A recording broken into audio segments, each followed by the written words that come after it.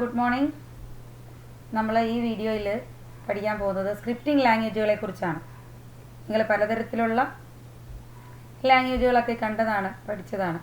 നമുക്കറിയാം binary language, പിന്നെ നമ്മൾ അസംബ്ലി ലാംഗ്വേജ് എന്താണെന്ന് പഠിച്ചിട്ടുണ്ട്, ഹൈ ലെവൽ ലാംഗ്വേജുകൾ, പ്രൊസീജിയർ ലാംഗ്വേജ്, പിന്നെ നോൺ പ്രൊസീജിയർ ലാംഗ്വേജായ ഒബ്ജക്റ്റ് ഓറിയൻറ്റഡ് പ്രോഗ്രാമിംഗ് ലാംഗ്വേജ്, അങ്ങനെ പല പല ലാംഗ്വേജുകളൊക്കെ നമ്മൾ കണ്ടിട്ട് പരിചയപ്പെട്ടിട്ടുണ്ട്, പഠിച്ചിട്ടുണ്ട്.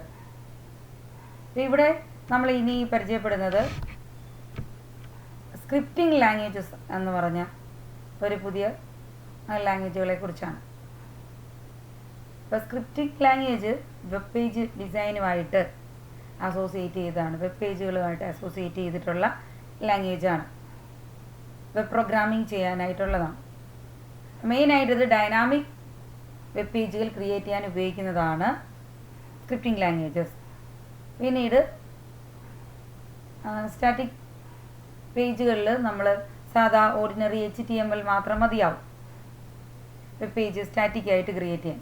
ഡൈനാമിക് പേജ് ആകുമ്പോഴേക്കും നമ്മൾ ഡാറ്റാബേസ് വരുന്നുണ്ട്, പ്രോഗ്രാമുകൾ എക്സിക്യൂട്ട് ചെയ്യേണ്ടി വരുന്നുണ്ട്. അപ്പോഴൊക്കെയാണ് നമ്മൾ സ്ക്രിപ്റ്റിംഗ് ലാംഗ്വേജസ് കോഡുകൾ ക്രിയേറ്റ് ചെയ്യാൻ വേണ്ടി, പ്രോഗ്രാം കോഡുകൾ ക്രിയേറ്റ് ചെയ്യാൻ വേണ്ടിയിട്ട് ഉപയോഗിക്കുന്നത്. So scripts are nothing but program codes written inside HTML pages. HTML പേജിൽ എഴുതുന്ന പ്രോഗ്രാം കോഡുകളെയാണ് നമ്മൾ സ്ക്രിപ്റ്റുകൾ എന്ന് പറയുന്നത്. അങ്ങനെയുള്ള ലാംഗ്വേജുകൾക്ക് എക്സാമ്പിളാണ് JavaScript, VB script, PHP, Perl, അങ്ങനെയൊക്കെ ജാക്സ്, അങ്ങനെയൊക്കെയുള്ള ലാംഗ്വേജുകൾ. They are written using a text editor like Notepad അല്ലെങ്കിൽ നമ്മുടെ ജീനി എഡിറ്റർ. നമ്മൾ ഉപയോഗിക്കുന്ന സിസ്റ്റത്തിലാണെങ്കിൽ ജീനി എഡിറ്റർ അല്ലെങ്കിൽ വേർഡ് പാഡ് അല്ലെങ്കിൽ നോട്ട് പാഡ് അതുപോലെയൊക്കെയുള്ള ഏതെങ്കിലും ടെക്സ്റ്റ് എഡിറ്ററിൽ എഴുതി ചേർത്തിട്ട് ഇതിനകത്തേക്ക് ഇൻക്ലൂഡ് ചെയ്യാം.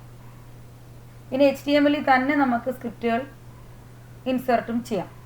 എങ്ങനെയാണെങ്കിലും സ്ക്രിപ്റ്റ് എഴുതിയിട്ട് എക്സ്റ്റേണലായിട്ട് സ്ക്രിപ്റ്റ് എഴുതി ടെക്സ്റ്റ് എഡിറ്ററിൽ എഴുതി ഇങ്ങോട്ടേക്ക് ലിങ്ക് ചെയ്യാം. അതല്ലെങ്കിൽ HTML തന്നെ നമുക്ക് പ്രത്യേക ബ്ലോക്കുകളായി, സെക്ഷനുകളായി സ്ക്രിപ്റ്റുകൾ ഇൻക്ലൂഡ് ചെയ്യാം. അങ്ങനെയൊക്കെ നമുക്ക് സ്ക്രിപ്റ്റിംഗ് ലാംഗ്വേജസ് യൂസ് ചെയ്യാൻ പറ്റും.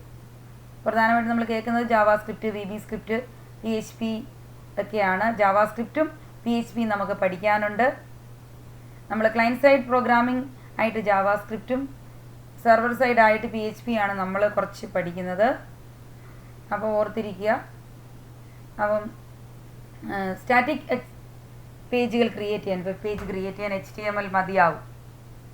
ഡൈനാമിക് ആവുമ്പോൾ അത് പോരാ. ഡൈനാമിക് വെബ് പേജസ് വേണമെങ്കിൽ നമ്മൾ ഓൺലൈൻ ഇൻട്രാക്ഷനൊക്കെ നടത്തുന്ന വെബ് പേജിൽ, അപ്പോൾ അത് ചെയ്യണമെന്നുണ്ടെങ്കിൽ എന്തും കൂടെ വേണം, പ്രോഗ്രാം കോഡുകൾ വേണം. HTML മാത്രം പോരാ. അപ്പോൾ അതിനായിട്ട് നമ്മൾ ഉപയോഗിക്കുന്ന ലാംഗ്വേജാണ് സ്ക്രിപ്റ്റിംഗ് ലാംഗ്വേജസ്. ഇവിടെ എക്സാമ്പിൾ എഴുതിയിരിക്കുന്നത് കണ്ടില്ലേ, ജാവാ സ്ക്രിപ്റ്റ്, VB സ്ക്രിപ്റ്റ് എന്നൊക്കെ എഴുതിയിരിക്കുന്നത്. ഇതൊക്കെ എന്താണ്? സ്ക്രിപ്റ്റിംഗ് ലാംഗ്വേജസ് ആണ്. നമ്മളിതിൽ ജാവാ സ്ക്രിപ്റ്റ്, PHP നമ്മൾ പഠിക്കുന്നുണ്ട്.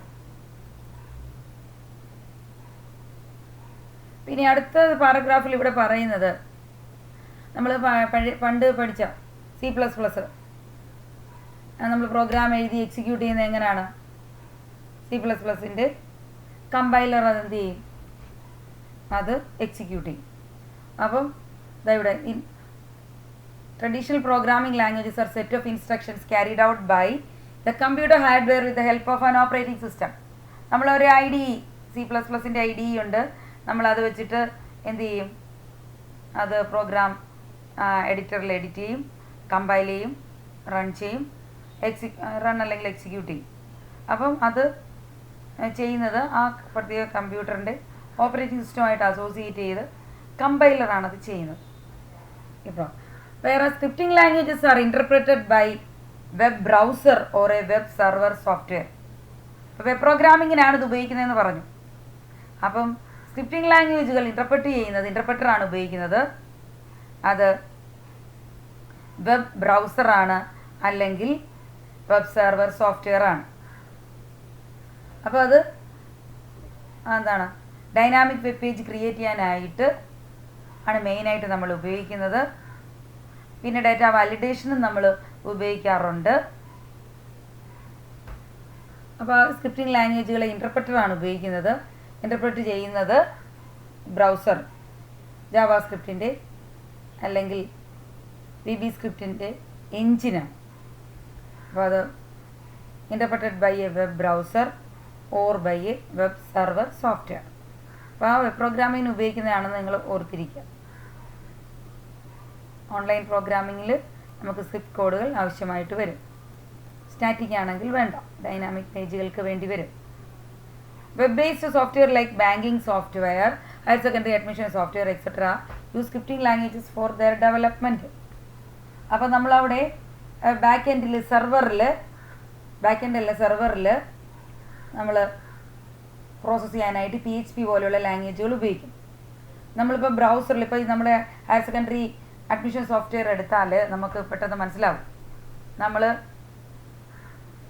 നമുക്ക് അലോട്ട്മെൻറ്റ് വന്നിട്ടുണ്ടോ എന്ന് നമ്മളെങ്ങനെ ചെക്ക് ചെയ്യുന്നത്?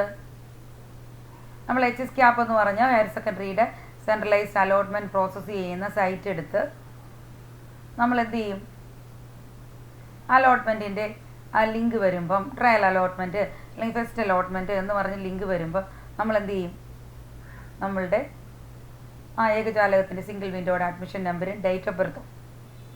ഈ വർഷം ചെറിയ മാറ്റം കാൻഡിഡേറ്റ് ലോഗിനൊക്കെ വന്നു. അല്ലെങ്കിൽ നമ്മൾ നോർമലി ചെയ്യുന്നത് സിംഗിൾ വിൻഡോയുടെ അഡ്മിഷൻ നമ്പരും സിംഗിൾ വിൻഡോ നമ്പരും ആപ്ലിക്കേഷൻ നമ്പർ പിന്നെ ഡേറ്റ് ഓഫ് ബർത്ത് കൂടെ കൊടുക്കുമ്പോൾ അവിടെ ഒരു വാലിഡേഷൻ നടക്കും. ആ date of birth valid SSLC പാസ്സായ കുട്ടികൾക്ക് ഒരു മിനിമം ഒരു ഏജ് ഉണ്ട്, അത് ഒരു അപ്പർ ലിമിറ്റ് ഉണ്ട്. ചെറിയ ഏജ് റിലാക്സേഷനൊക്കെ ചെറിയ കാറ്റഗറിക്കുണ്ട്, എങ്കിൽ പോലും ഒരു ലിമിറ്റ് ഉണ്ട് അതിന്. ആ ലിമിറ്റിനുള്ളിൽ വരുന്ന ഒരു ഡേറ്റ് ഓഫ് ബർത്ത് ആണോ എന്ന് വാലിഡേറ്റ് ചെയ്യും. അതുപോലെ ആ വർഷം ക്രിയേറ്റ് ചെയ്തിട്ടുള്ള ആപ്ലിക്കേഷൻ നമ്പറാണോ എന്ന് വാലിഡേറ്റ് ചെയ്യും. ഒരു 11 നമ്പറാണ് അല്ലെങ്കിൽ 12 നമ്പറാണെങ്കിൽ അതിൽ കൂടുതൽ നമ്മൾ എൻ്റർ ചെയ്ത് കഴിഞ്ഞാൽ ആ ബ്രൗസറിൽ വെച്ച് തന്നെ നമ്മൾ എൻ്റർ ചെയ്യുന്ന ലിങ്കിൽ വെച്ച് തന്നെ അവിടെ വാലിഡേഷൻ നടക്കുകയും അവിടുന്ന് നമ്മൾ ചെയ്തിരിക്കുന്ന തെറ്റായ നമ്പറാണ് അല്ലെങ്കിൽ തെറ്റായ ഡേറ്റ് ഓഫ് ബർത്ത് ആണ് എൻ്റർ ചെയ്തതെങ്കിൽ എന്ത് ചെയ്യും? ആ വാലിഡേറ്റ് ചെയ്തിട്ട് നമുക്ക് ഒരു എറർ മെസ്സേജ് അവിടെ ഉടനെ തരികയും ചെയ്യും. മനസ്സിലായി? അതാണ് ഡേറ്റ വാലിഡേഷൻ എന്ന് പറയുന്നത്. അപ്പോൾ അത് വാലിഡേഷൻ കറക്റ്റ് ബ്രൗസറിൽ തന്നെയാണ്, ബ്രൗസർ സൈഡിലാണ്, അത് ക്ലയൻറ്റ് സൈഡാണ്. ബ്രൗസർ നമ്മൾ യൂസ് ചെയ്യുന്ന ആൾക്കാരുടെ സൈഡിൽ തന്നെ നടക്കുകയും വെബ് ബ്രൗസറിൽ തന്നെ ആ വാലിഡേഷൻ നടക്കും. അവിടെ വെച്ച് തന്നെ ആ ഡേറ്റ ഇൻ്റർപ്രറ്റ് ചെയ്യും. എന്നിട്ട് അതിന് വേണ്ടിയിട്ട് ജാവാസ്ക്രിപ്റ്റ് പോലെയുള്ള സ്ക്രിപ്റ്റിംഗ് ലാംഗ്വേജ് ആണ് ഉപയോഗിക്കുന്നത്. ഫ്രണ്ടിൽ ക്ലയൻറ്റ് സൈഡിൽ വെബ് ബ്രൗസർ വാലിഡേഷൻ ഉപയോഗിക്കും. അത് കറക്റ്റ് ഡേറ്റ വാലിഡേറ്റ് ചെയ്ത് കഴിഞ്ഞാൽ ആ റിക്വസ്റ്റ് വെബ് സെർവറിലേക്ക് പോകും. വെബ് സെർവറിലേക്ക് പോയിട്ട് സെർവർ എന്ത് ചെയ്യും? ആ ഡേറ്റ പ്രോസസ്സ് ചെയ്യണം. അപ്പോൾ ആ റിക്വസ്റ്റ് പ്രോസസ്സ് ചെയ്യണം. ആ റിക്വസ്റ്റ് പ്രോസസ്സ് ചെയ്യണമെന്നുണ്ടെങ്കിൽ വെബ് സെർവർ സൈഡിൽ ഒരു സെർവർ സൈഡ് സോഫ്റ്റ്വെയർ വേണം. അതാണ് PHP പോലെയൊക്കെ ഉള്ളത്. അപ്പോൾ അതിന് ആ PHP ഉപയോഗിച്ച് ഈ റിക്വസ്റ്റിനെ പ്രോസസ്സ് ചെയ്തിട്ട് പിന്നെ ഡാറ്റാബേസ് വേണം. നമ്മുടെ നിങ്ങളുടെ ഈ വർഷം അപ്ലൈ ചെയ്ത കുട്ടികളുടെയൊക്കെ ഡാറ്റ ഇരിക്കുന്ന ഡാറ്റാബേസിൽ നിന്ന് ഡാറ്റ എടുത്ത് പ്രോസസ്സ് ചെയ്ത് നമുക്ക് വെബ് സെർവർ പ്രോസസ്സ് ചെയ്തിട്ട് റിസൾട്ട് തിരിച്ച് നമ്മുടെ ബ്രൗസറിലേക്ക് ക്ലയൻറ്റിലേക്ക് തിരിച്ചു തരും. അപ്പോഴാണ് നമ്മൾ അലോട്ട്മെൻറ്റ് കിട്ടി, യു ഹാവ് ആൻ അലോട്ട്മെൻറ്റ്, അല്ലെങ്കിൽ സോറി നെക്സ്റ്റ് ടൈം, അങ്ങനെയൊക്കെയുള്ള റിസൾട്ടുകൾ നമുക്ക് വരുന്നത്. അപ്പോൾ അവിടെ സെർവർ സൈഡിൽ PHP പോലെയുള്ള പ്രോഗ്രാമുകൾ ഉപയോഗിച്ച് വെബ് സെർവർ ഈ റിക്വസ്റ്റ് പ്രോസസ്സ് ചെയ്യും. ക്ലയൻറ്റിൻ്റെ സൈഡിൽ നമ്മൾ ബ്രൗസർ സൈഡിൽ നമ്മൾ ഡേറ്റ ബ്രൗസറിലാണല്ലോ എൻ്റർ ചെയ്യുന്നത് നമ്മുടെ allotment application number date of ബർത്തും ഒക്കെ. അവിടെ വാലിഡേറ്റ് ചെയ്യാനായിട്ടും സ്ക്രിപ്റ്റിംഗ് പ്രോഗ്രാമുകൾ ഉപയോഗിക്കുന്നുണ്ട്, സ്ക്രിപ്റ്റിംഗ് ലാംഗ്വേജുകൾ ഉപയോഗിക്കുന്നുണ്ട്. ഇങ്ങനെ എനിവേ ഈ ഓൺലൈൻ പ്രോഗ്രാമിങ്ങുകൾ ചെയ്യുമ്പോൾ ബാങ്കിങ് സോഫ്റ്റ്വെയർ, റെയിൽവേ റിസർവേഷൻ, അല്ലെ ഓൺലൈൻ ഷോപ്പിംഗ് ഒക്കെ ചെയ്യുമ്പോൾ വെബ് ബേസ്ഡ് ആയിട്ടുള്ള ഓൺലൈൻ പ്രോഗ്രാമുകൾ ഒക്കെ നമ്മൾ പ്രോസസ്സ് ചെയ്യുമ്പോൾ നമുക്ക് ഈ സ്ക്രിപ്റ്റിംഗ് ലാംഗ്വേജുകൾ ഉപയോഗിക്കേണ്ടതായിട്ട് വരുന്നു. അപ്പോൾ ഡൈനാമിക് വെബ് പേജുകൾ ക്രിയേറ്റ് ചെയ്യാനായിട്ട് യൂസ് ചെയ്യാനായിട്ട് നമുക്ക് എന്ത് വേണം? സ്ക്രിപ്റ്റിംഗ് ലാംഗ്വേജസ് വേണം, കൂടിയേ തീരൂ. ഇതാണ് പറഞ്ഞു വന്നത്.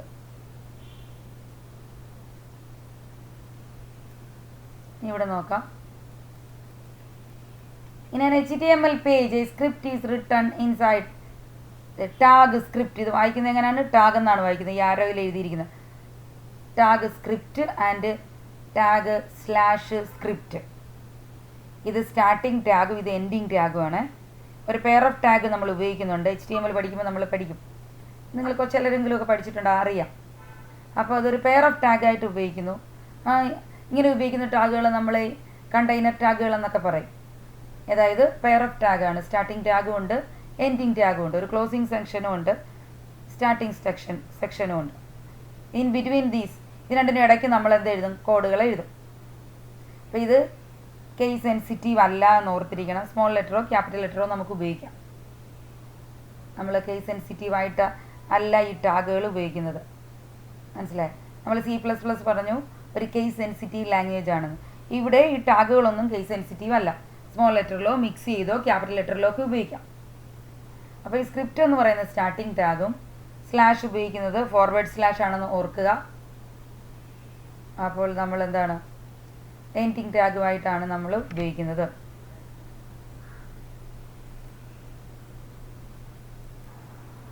ഈ സ്ക്രിപ്റ്റ് ടാഗിന് 2 ആട്രിബ്യൂട്ട്സ് ആണുള്ളത്, ടൈപ്പ് ആൻഡ് SRC.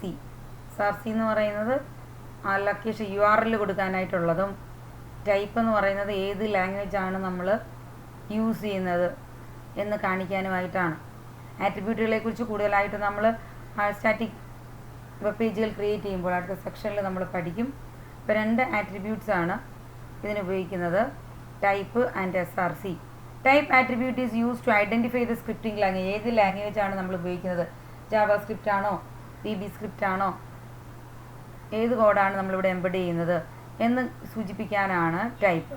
SRC എന്ന് പറഞ്ഞാൽ നമ്മൾ ഏത് കോഡാണ് ഇവിടേക്ക് എക്സ്റ്റേണലി ലിങ്ക് ചെയ്യുന്നത് അതിൻ്റെ URL കാണിക്കാനായിട്ടാണ് നമുക്ക് എക്സാമ്പിൾ കാണുമ്പോൾ മനസ്സിലാവും നമ്മൾ SRC ആട്രിബ്യൂട്ട് ഉപയോഗിക്കുന്നത്.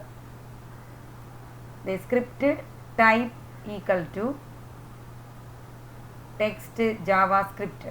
അപ്പോൾ ജാവാസ്ക്രിപ്റ്റ് എന്ന ലാംഗ്വേജിൽ എഴുതിയിരിക്കുന്ന ടെക്സ്റ്റാണ് നമ്മൾ യൂസ് ചെയ്യുന്നത്. ജാവാസ്ക്രിപ്റ്റ് കോഡുകളാണ് നമ്മൾ ഇവിടെ ഉപയോഗിക്കുന്നതെന്ന് കാണിക്കാനാണ് type equal to JavaScript. SRC equal to script code .js. അപ്പോൾ ഈ ഒരു സ്ക്രിപ്റ്റ് കോഡ് .js എന്ന് പറഞ്ഞാൽ ഒരു ജാവാസ്ക്രിപ്റ്റിൻ്റെ ഫയലാണ്. ഈ ഫയലിനെ ഈ നമ്മളിപ്പോൾ യൂസ് ചെയ്യുന്ന HTML പ്രോഗ്രാമിലേക്ക്, കോഡിലേക്ക്, HTML ടാഗിനുള്ളിലേക്ക് നമ്മൾ ഇൻസർട്ട് ചെയ്യുകയാണ്, യൂസ് ചെയ്യുകയാണ്. അപ്പം അതിന് വേണ്ടിയിട്ടാണ് ഇത് എക്സ്റ്റേണൽ ആയതുകൊണ്ട് ലിങ്ക് ചെയ്യാനായിട്ടാണ് നമ്മൾ SRC ആട്രിബ്യൂട്ട്. SRC എന്ന് പറഞ്ഞാൽ URL, അതിൻ്റെ പാത്ത് എവിടെയാണ് ഇത് സ്റ്റോർ ചെയ്തിരിക്കുന്നത്, അതിൻ്റെ ഫയൽ നെയിമും ലൊക്കേഷനൊക്കെ കാണിക്കാനായിട്ടാണ്. അപ്പം ഈ 2 ആട്രിബ്യൂട്ട്സ് ആണ് സ്ക്രിപ്റ്റിൻ്റെ കൂടെ നമ്മൾ ഉപയോഗിക്കുന്നത്. Is use to insert a JavaScript code inside the file script കോഡ്.js ഇൻടു HTML ഫയൽ. അതായത് നമ്മൾ കറൻ്റ്ലി ഉപയോഗിച്ചുകൊണ്ടിരിക്കുന്ന HTML-ലേക്ക് നമുക്ക് സ്ക്രിപ്റ്റ് കോഡ് .js എന്ന് പറഞ്ഞൊരു ജാവാസ്ക്രിപ്റ്റിൻ്റെ ഫയലിനെ ലിങ്ക് ചെയ്യണം.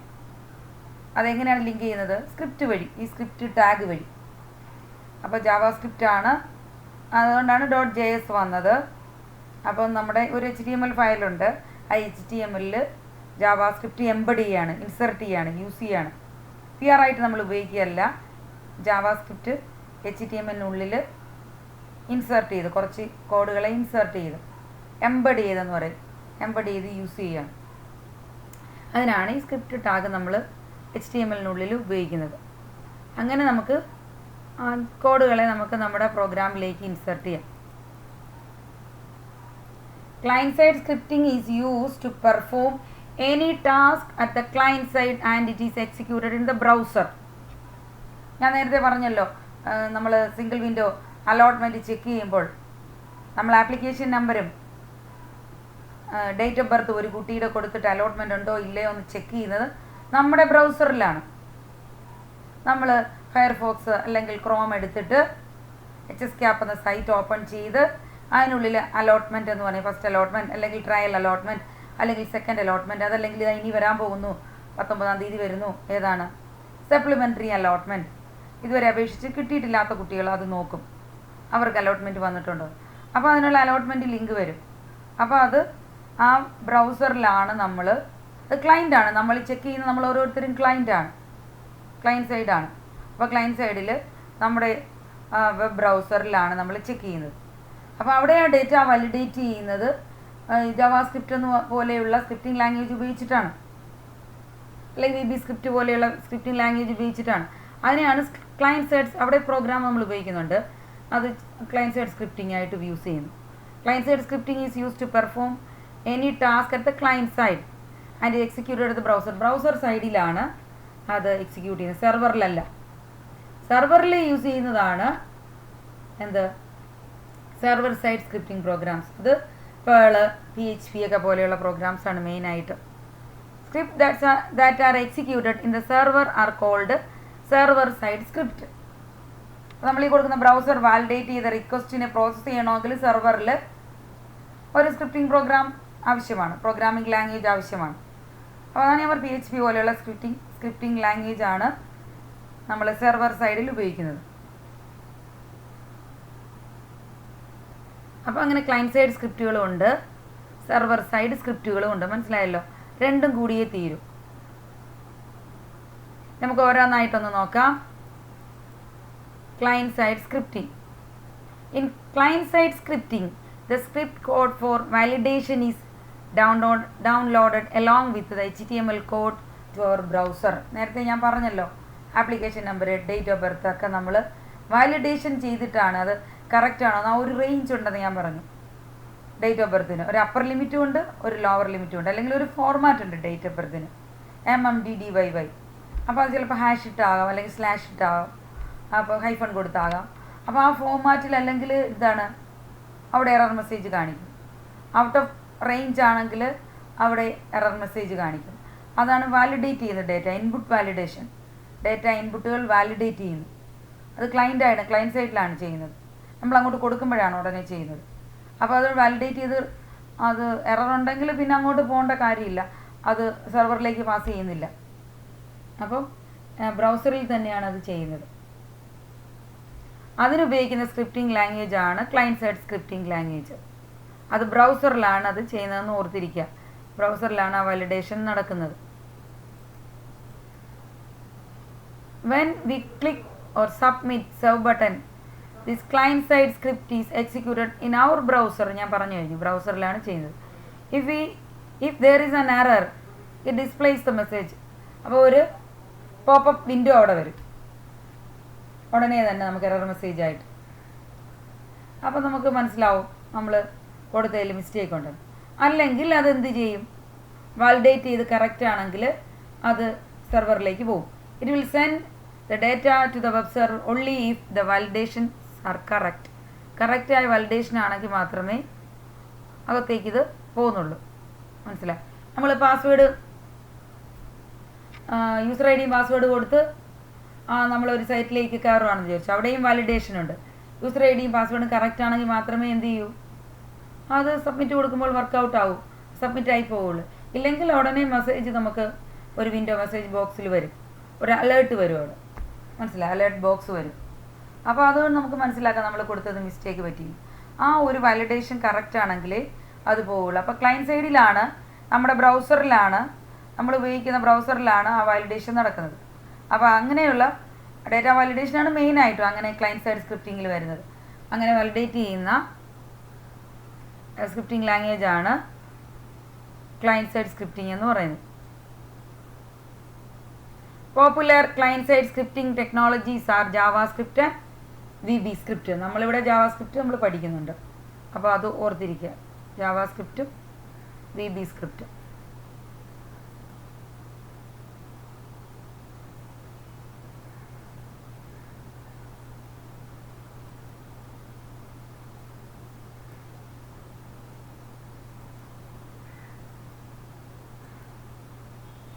എക്സാമ്പിൾ ചിലപ്പോൾ ചോദിക്കാം.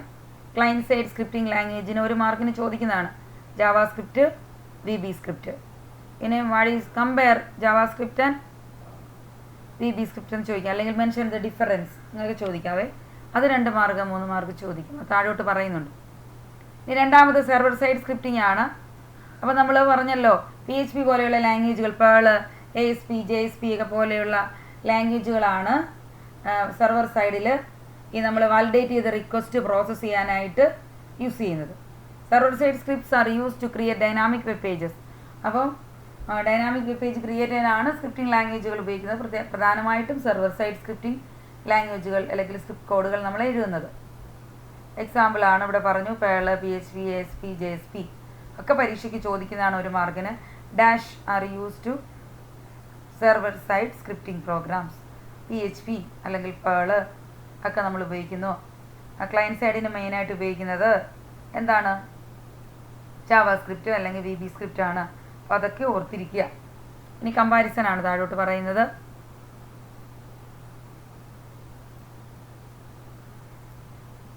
ഈ കമ്പാരിസൺ നേരത്തെ നമ്മൾ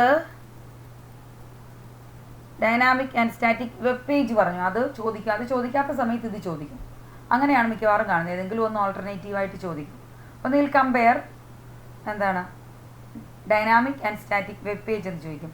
അതല്ലെങ്കിൽ പിന്നെ ചിലപ്പോൾ ഇതായിരിക്കും ചോദിക്കുന്നത്, client side scripting and server side scripting. അപ്പോൾ ഇത് രണ്ടിൽ ഏതെങ്കിലും ഒന്ന് ചോദിക്കക്കൂടാതെ ഇല്ല. എല്ലാ വർഷവും ഏതെങ്കിലും ഒന്ന് കാണും. 2-3 മാർക്ക് അല്ലെങ്കിൽ 2 മാർക്കിനുള്ളതാണ്. അപ്പോൾ രണ്ടും പഠിച്ചു വെച്ചിരിക്കണം. ഇവിടെ കമ്പയർ ചെയ്ത് പറയുന്നുണ്ട്, script is copied to the client browser.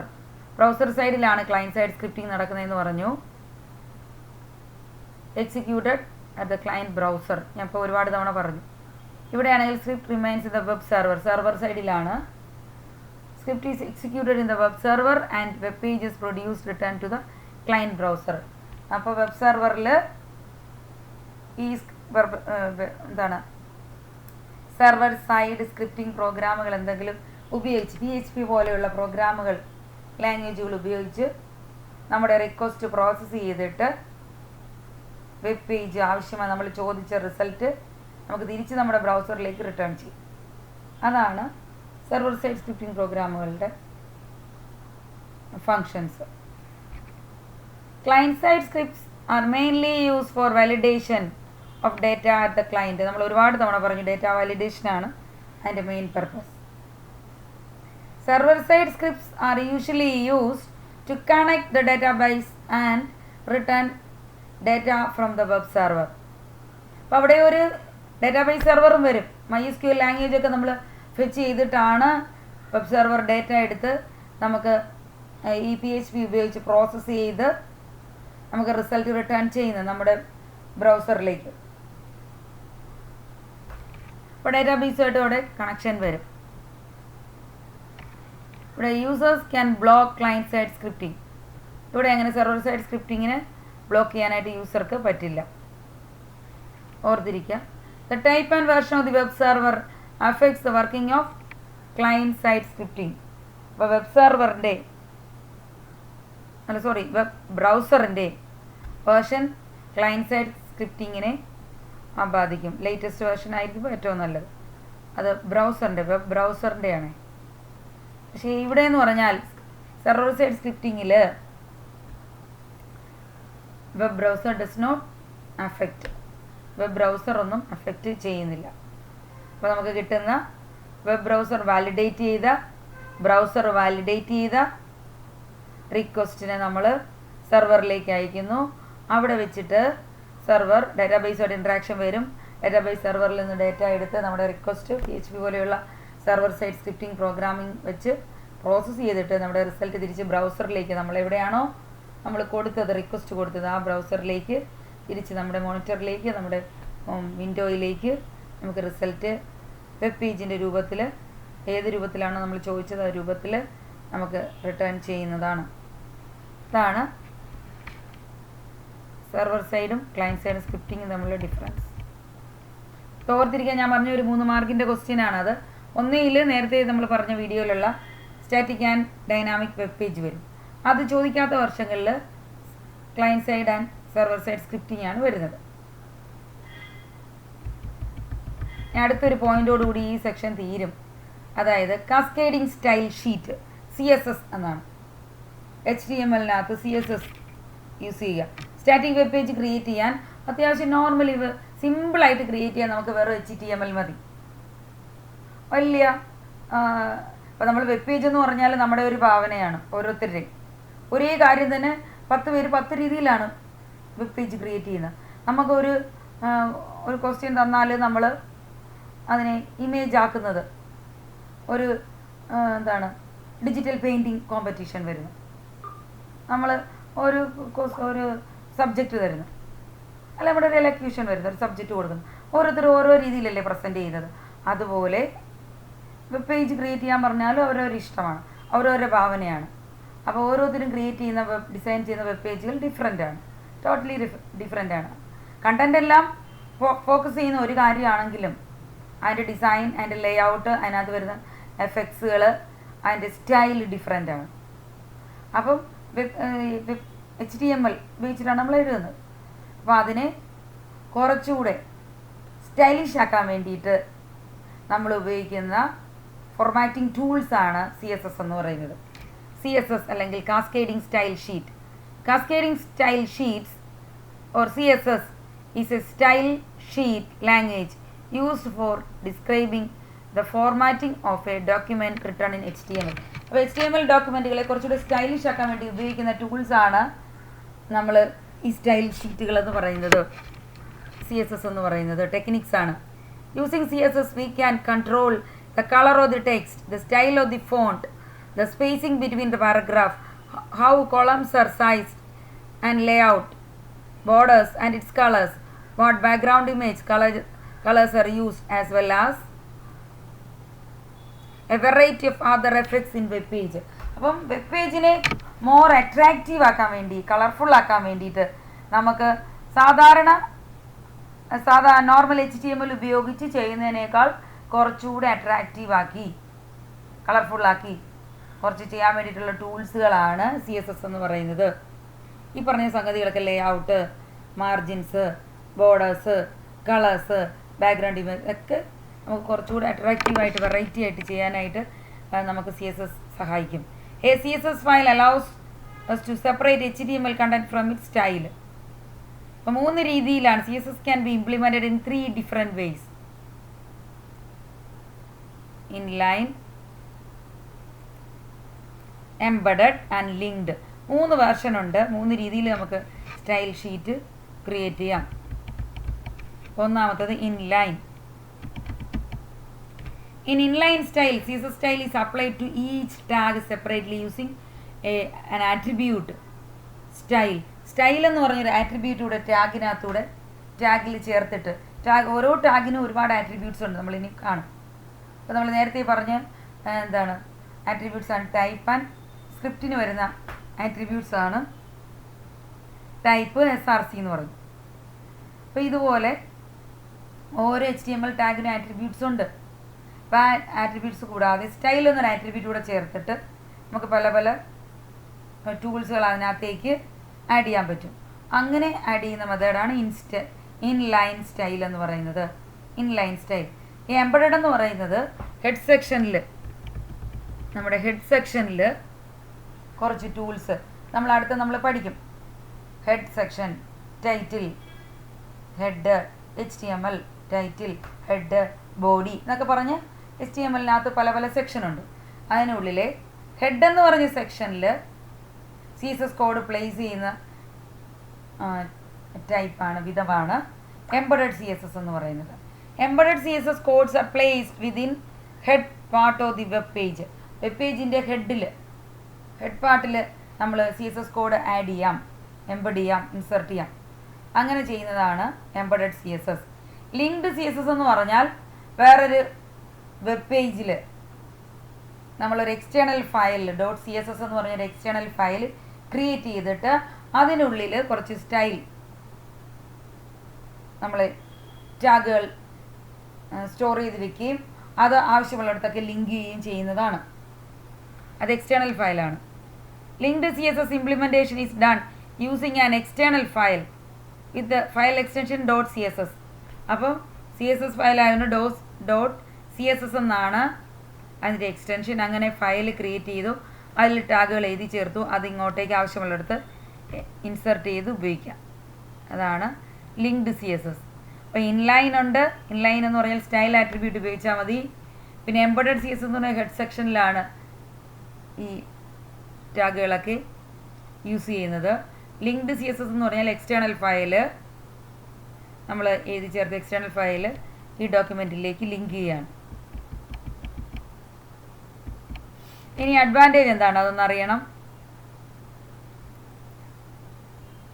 The advantage of CSS is that we can reuse the same code for all the pages. അപ്പം നമ്മൾ ഒരു കോഡ് എക്സ്റ്റേണൽ ഫയലിൽ എഴുതി വെച്ചു, അതായത് ആ കോഡ് യൂസ് ചെയ്യുമ്പോൾ നമ്മൾ ആ കോഡ് എഴുതിയതിന് താഴോട്ടുള്ള എല്ലാ ടെക്സ്റ്റും ബോൾഡായിട്ട് മാറണം. അതാണ് ഉദ്ദേശിക്കുന്നത്. ഞാൻ എവിടെയാണോ ആ കോഡ് ഇൻസേർട്ട് ചെയ്യുന്നത്, ആ കോഡ് ഇൻസേർട്ട് ചെയ്യുന്നത് തൊട്ട് താഴോട്ടുള്ള ലെറ്ററുകളെല്ലാം, ടെക്സ്റ്റ് മെസ്സേജ് എല്ലാം ബോൾഡ് ആകണം. മനസ്സിലായി? അപ്പോൾ നമ്മളത് എവിടെയെങ്കിലും ആവശ്യമുള്ളിടത്തൊക്കെ ഇൻസേർട്ട് ചെയ്യും. അപ്പോൾ ഇൻസേർട്ട് ചെയ്യുമ്പോൾ അതിന് ശേഷമുള്ളതെല്ലാം എന്താവും? ബോൾഡായിട്ട് മാറും. അങ്ങനെ ഒന്നിലധികം തവണ നമ്മളിലെ ഫങ്ഷൻസ് പഠിച്ചു. ഓർക്കുന്നുണ്ടോ? അവിടെ പ്രോഗ്രാമിംഗ് ലാംഗ്വേജിൽ ഫങ്ഷൻസ് നമുക്ക് റിപ്പീറ്റഡ് ആയിട്ട് ഫങ്ഷൻ കോൾ ചെയ്യാം. നമുക്ക് ആവശ്യമുള്ളിടത്തൊക്കെ ഒരേ ഫങ്ഷൻ തന്നെ വീണ്ടും വീണ്ടും കോൾ ചെയ്യുക. ഒരു പ്രോഗ്രാമിൽ ഒരിടത്ത് മാത്രമല്ല ഒരു ഫങ്ഷൻ കോൾ ചെയ്യുക, അങ്ങനെ നിർബന്ധമൊന്നുമില്ല. ഒരേ ഫങ്ഷൻ തന്നെ പല തവണ നമുക്ക് റിപ്പീറ്റ് ചെയ്ത് കോൾ ചെയ്യാം, പലയിടത്ത് കോൾ ചെയ്യാം.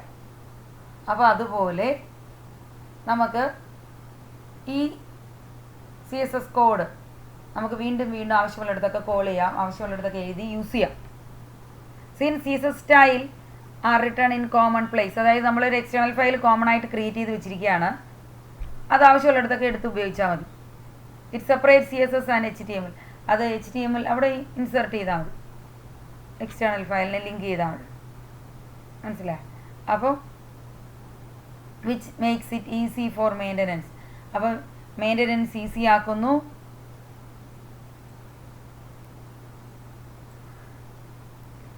അത് മനസ്സിലാക്കാൻ ക്ലാരിറ്റി കൂട്ടുന്നു. It is easy to understand, reduces the size of the program web പേജിൻ്റെ സൈസ് കുറയ്ക്കുന്നു, മനസ്സിലാക്കാൻ എളുപ്പമാണ്, റീയൂസ് ചെയ്യാൻ പറ്റുന്നു.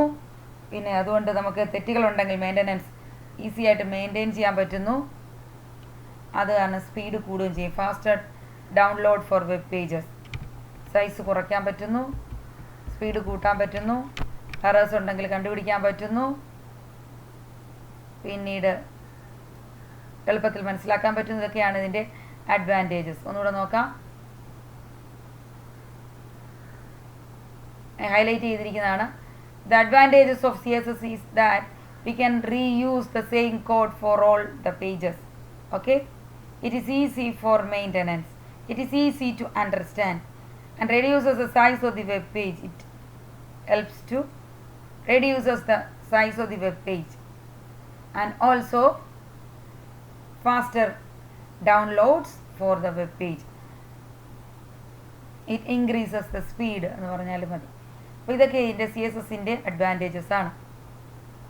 കാസ്കേഡിങ് സ്റ്റൈൽ ഷീറ്റ്, അപ്പോൾ നമ്മുടെ ഷീറ്റിനെ HTML ഷീറ്റിനെ കുറച്ചുകൂടെ സ്റ്റൈലിഷ് ആക്കാം, കുറച്ചുകൂടെ ഈസി ആക്കാം, എളുപ്പത്തിൽ മെയിൻറ്റെയിൻ ചെയ്യാം, സ്പീഡ് കൂട്ടാം, അങ്ങനെയൊക്കെയുള്ള കാര്യങ്ങൾ ചെയ്യാൻ വേണ്ടിയിട്ട് ഉപയോഗിക്കുന്നതാണ് CSS അഥവാ കാസ്കേഡിങ് സ്റ്റൈൽ ഷീറ്റ്. ഓക്കെ, അപ്പോൾ ഈ ചാപ്റ്ററിൽ ഈ സെക്ഷനിൽ സ്ക്രിപ്റ്റ് എന്താണെന്ന് നമ്മൾ പഠിച്ചു. പിന്നെ നമ്മൾ രണ്ട് തരത്തിലുള്ള scripting, client side and server side scripting programming ലാംഗ്വേജുകളെ കുറിച്ച് പറഞ്ഞു. ലാസ്റ്റിൽ CSS എന്താണെന്നും പറഞ്ഞു. ഇത്രയും കാര്യങ്ങൾ വളരെ ചുരുങ്ങിയ ടോപ്പിക്കേ ഉള്ളൂ. അത് പഠിക്കുക, അത് മനസ്സിരുത്തി വായിക്കുക, അത് മനസ്സിൽ സൂക്ഷിക്കുക, അതെല്ലാ കാര്യങ്ങളും നന്നായിട്ട് ഗ്രഹിക്കുക. Okay, thank you.